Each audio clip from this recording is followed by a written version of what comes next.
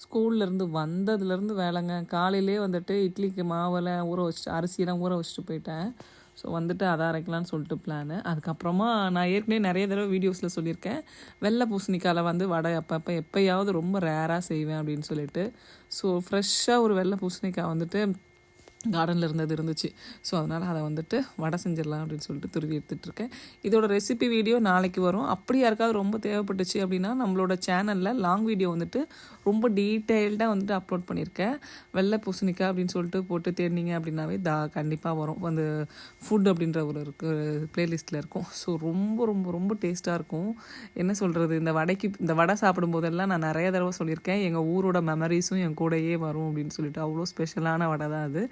So ஹாப்பியாக மாவு எல்லாத்தையும் அரைச்சி முடிச்சுட்டு கம்ப்ளீட்டாக வடையும் செஞ்சு முடிச்சுட்டு டைம் பார்த்திங்கன்னா 8 மணி. ஸோ வந்தது 3 மணி, 3 மணிலேருந்து 8 மணி வரைக்கும் வேலை சரியாக இருந்துச்சு.